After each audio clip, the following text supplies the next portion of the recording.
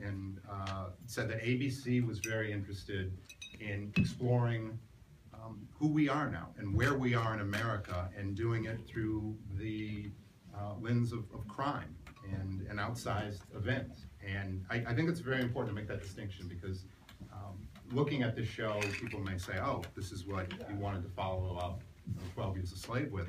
But ABC as a company, as a network and a studio, really wanted to do a show that was very reflective.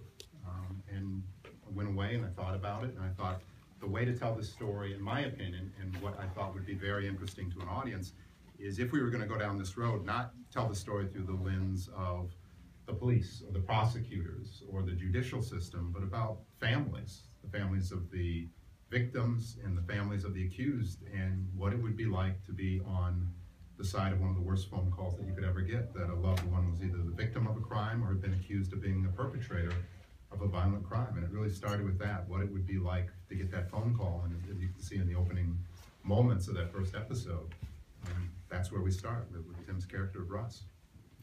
Yeah, and you know, as things continue to unfold, things become more complicated, and we won't do any spoilers here. But I'm curious, like, when you sat down to sort of think about the show as a whole, what was the main things that you wanted to take away beyond the crime? Did you know specifically what crime you wanted it to be, and how all of the surrounding players were going to fit in?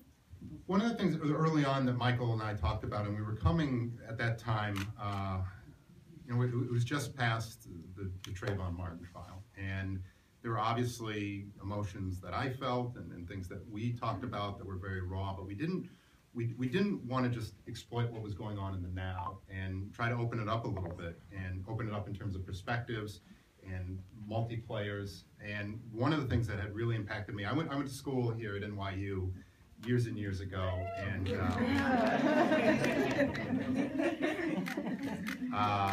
and still love NYU. But at that time when I was here, just after I graduated, one of the things that had happened was the Central Park 5. And being here at that time was obviously very impactful, because to be a young man of color and all the things that had happened when I was here was Bernie Goetz and Howard's Beach and all that stuff, and to have people convince you that these young men had done something, and not just say it, but to have evidence and to have confessions, and to remember the mother of one of the young men who was out there every day with the t-shirt on, and at some point you start to believe that this individual, just give it up, because you know you have to accept what happened. And then to find out years later that that's not at all what happened. We were sold something, and we were told to believe something. It was about perceptions and about the cascade effect, and the fact that I could leave New York and go on and have a life. These young men were still incarcerated, and even now their situation hasn't changed. That's what we really wanted to talk about, the cascade effect.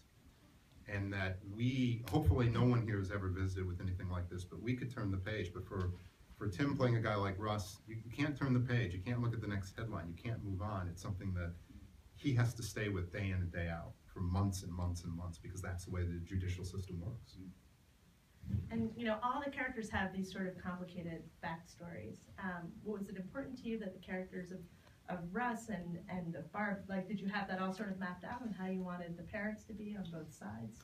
I had it mapped out a little bit, but honestly, when Tim sat down with us very, very early in the process, one of the things I really appreciated was he had thoughts about this person as a person, and not just writing for me coming in and here's some dialogue, just speak that dialogue, and then go out and we'll film it, and it's going to be great because we have this really talented cast.